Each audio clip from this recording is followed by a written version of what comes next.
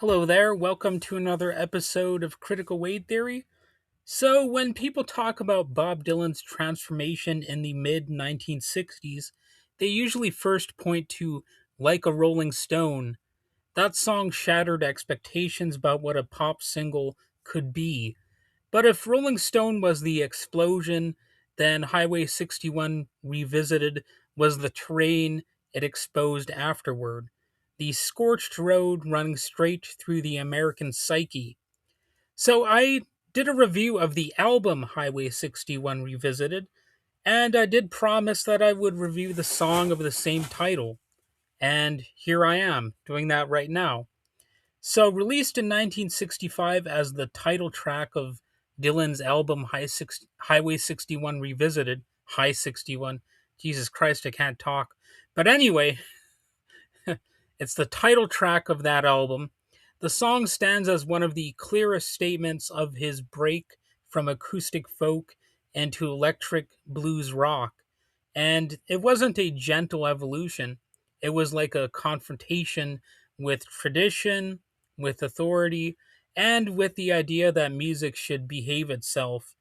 Because at its core, Highway 61 Revisited sounds deceptively simple, but it really is a wild kind of song. It rides a rigid 12 bar blues structure. It's fast and relentless, driven by slide guitar and a repetitive groove, and it just refuses to let the listener relax. Mike Bloomfield's guitar cuts sharply through the mix. The piano, possibly played by Al Cooper, feel free to correct me if I'm wrong about that.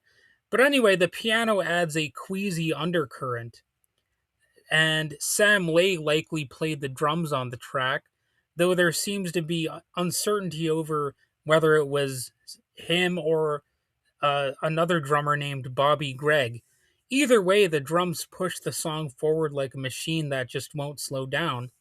And over it all, Bob Dylan sneers rather than sings, biting, nasal, and deliberately abrasive, which of course is a turnoff for some listeners. It's one of the reasons that Bob Dylan sometimes isn't for everybody. But I will say with this track, Bob Dylan's style of vocals fits perfectly. I won't even say that about every Bob Dylan song, but with this one, it's just like it's like a marriage that was just made to be. You know what I'm saying? And someone even added a shrill police whistle type sound for sort of a cartoonish vibe, which punctuates the track with an almost absurd sense of menace. It's jarring, definitely slightly ridiculous, maybe even very ridiculous, and impossible to ignore, much like the world Dylan is describing in these song lyrics. It's actually one of my favorite things about the track, especially when, if you think about it, this particular instrument, it's not something that you could put in every track without people getting tired of it. And in fact, I bet there are very few tracks out there that dare to include that particular sound because Bob Dylan already did it. So it's a one of a kind track, perhaps. Let me know if there are other songs that regularly make use of this whistle sound, but I kind of doubt it. On the surface, the lyrics unfold as a series of short, surreal vignettes or vignettes, but like I said, I can't pronounce things today. But each verse introduces a strange scenario. There are biblical figures, authority figures, hustlers, gamblers, cops, promoters, I think, are thrown into the mix. Every situation spirals toward absurdity and or corruption, and every time the answer is the same. Take it on down to Highway 61. As mentioned in my review of the album, Highway 61 is a real road. It runs from Minnesota, which is Dylan's home state, all the way down to the Mississippi Delta. Culturally, it's long been known as the Blues Highway, the route that carried the music, myths, and miseries of America's South northward. And Dylan turns that geography into a metaphor. Highway 61 becomes like America itself, not the polished version sold in speeches and textbooks, but the restless, violent, chaotic version where faith, commerce, madness, and power collide. And the opening verse makes that clear immediately. Dylan rewrites the biblical story of Abraham and Isaac, but strips it of its reverence. God speaks casually. Abraham responds casually. Man, you must be putting me on, he says. And the sacred is flattened into transaction. Faith sounds like a bad business deal. And by using modern language, Dylan drags the ancient history into the present, suggesting this kind of moral absurdity isn't safely locked in the past. It's happening now. And interestingly enough, from what I understand, Bob Dylan is a religious person, or at least he is now. But it seems like back when he wrote this song, he probably wasn't, because there's definitely no reverence toward religion. And I think people change over time, and I do wonder what he thinks of this song as he grew older.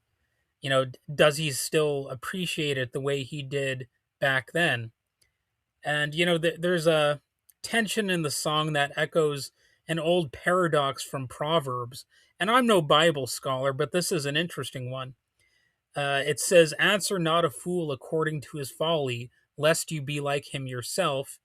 And then immediately after, "Answer a fool according to his folly, lest he be wise in his own eyes."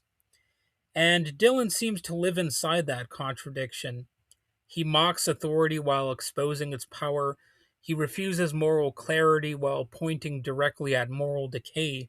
The song never tells you what to think, it just keeps showing you the wreckage. And here's a little elaboration if you need some Bible speak to modern English translation of the Proverbs segment that I just quoted. So, to answer a fool according to his folly means to respond to foolishness in a way that exposes absurdity, preventing the fool from thinking he's wise, while the other uh, passage warns not to answer a fool in a way that lowers you to his level, using ridicule or rage, lest you become like him. So the key, perhaps, is to find some middle ground, a simple, reasoned correction or demonstration of the error, rather than engaging in pointless, emotional, or demeaning arguments using wisdom and timing and all that kind of stuff.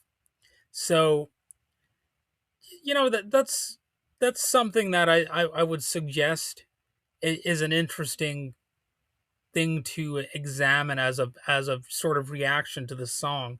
Like, how do you react to the foolish nature of reality and life, and the foolish things that people say and do? And later verses move from biblical myth to social rot. Like I said, there are crooked promoters, desperate gamblers, law enforcement that feels arbitrary rather than just.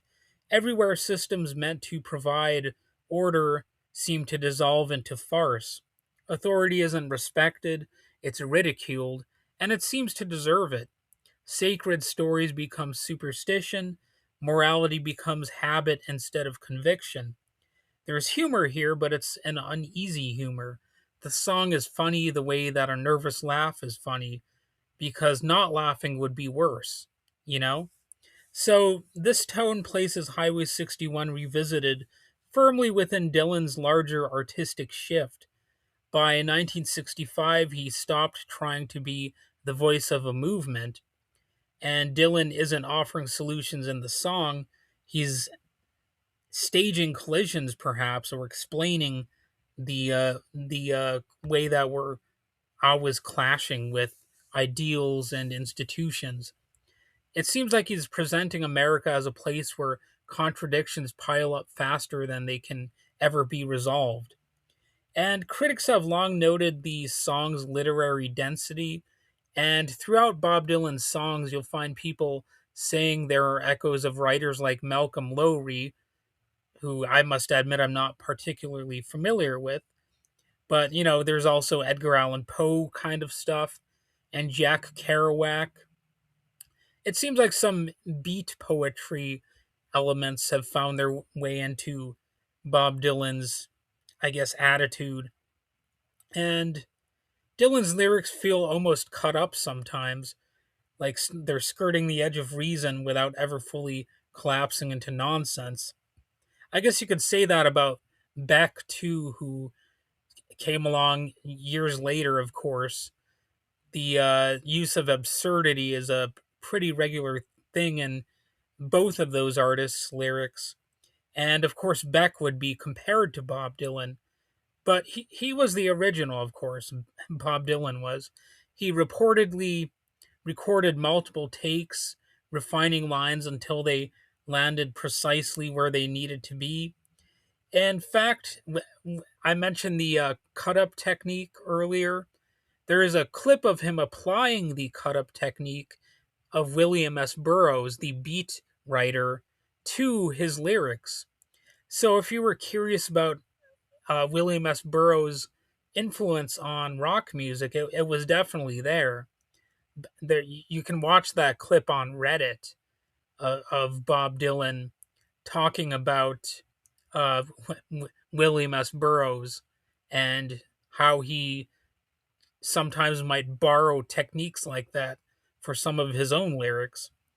And I often discuss William S. Burroughs here on this podcast, or specifically his idea of language being like a virus from outer space. See, William S. Burroughs, at least in his artistic statements, saw words as parasitic entities that infect the mind and control thought. And it describes how language spreads and replicates, shaping reality and limiting perception, like a biological virus invading hosts. So I think that idea it would actually fit in pretty well with this song if you think about how Bob Dylan is breaking everything down and exposing the I guess the fallacy of all of these different things he's talking about. Anyway, back to the more specific lyrics here. His lyrical balance of thematic clarity and chaos was revolutionary for the time. There really wasn't that much, I guess, abstraction in song lyrics, until Bob Dylan. Uh, that's why he's considered a revolutionary songwriter. I mean, you had fantasy elements, of course, to songs. I mean, obviously, classical compositions and whatnot, they would have fantasy elements, but not in the sense that we're talking about here, where you're creating some biting satire. That was not quite as common back then. And rock lyrics didn't need to explain themselves anymore. That was a truly decent change. There was so much that was open to interpretation, whereas before Bob Dylan, it seemed like rock lyrics were just overly simple. They were mostly just love songs, and that was pretty much it. It's the same problem with a lot of pop music today. Too much of it is just about very simple themes, and sometimes it's a good thing for artists to sort of complicate things a little bit more than that. That's it's fine to have love songs. There's nothing particularly wrong about that. But if that's all that's available at a given moment, well, you're going to have a little bit of stagnation culturally. And Bob Dylan's lyrics could be fragmented, ironic, political, and funny, often all at once. And the folk purists hated it. Some audiences felt betrayed, but Dylan didn't care. His infamous electric tours that followed made that clear. He wasn't abandoning tradition, he was dragging it somewhere dangerous, I guess you might say. even though what I just said sounds a little bit corny, there's actually some truth to it. You know, the rebelliousness of rock music throughout the 50s and 60s was real. There were definitely some uh, people who considered rock music dangerous, and you know the way it all ties into the I guess you could say the moral panic element is something to really consider, and it's more serious than people might think today. I you know the puritanical standards that were trying to make all of culture uniform. You can't say this, you can't say that. And Bob Dylan was just like, you know what, I'm gonna use my imagination and take song lyrics into a different direction. And that's one of the things I will respect Bob Dylan for. And the album as a whole fused electric blues rock with poetic lyricism in a way that captured the cultural volatility of the 1960s. Civil rights struggles, political violence, religious doubt, and media saturation all pulse beneath the surface. I kind of messed up the word pulse there for a second. I don't know what pulse would mean. Anyway, Highway 61 Revisited doesn't preach about the chaos, it just sounds like it. And in 2004, Rolling Stone magazine ranked the song number 364 on its list of the 500 greatest songs of all time. Now, I'm not one to care that much about these lists. In fact, Rolling Stone often kind of butchers these lists. I remember one list of like the greatest singers that they created, and they didn't even have Lane Staley from Alice in Chains on that list, which is absolutely insane. I could see omitting somebody who was like barely known at all or something like that, even if they're great singers or whatever. But people know about Lane Staley, so I don't put that much stock in Rolling Stone. Sometimes their lists are garbage. But in this case, yes, that list might as well include this song on it. And this song was also released as the B side to another song called Can You Please Crawl Out Your Window later in 1965, further enhancing its role as part of Dylan's most productive and disruptive period. So, looking back, Dylan himself acknowledged the album's significance, reportedly saying, I'm not going to make a record as good as that one. So again, I'm curious if he still feels that way about this song. I'm just wondering if his attitude changed about that, because from what I understand, like I suggested earlier, he became a little bit more religious. So I don't know if that makes him more grounded in tradition than he was back then. I can't really speak on that. I'm just curious about it. And you know the praise that he had for the song isn't arrogance, it's just recognition that it's a great song. Highway 61 Revisited captured something that really can't be repeated all that well.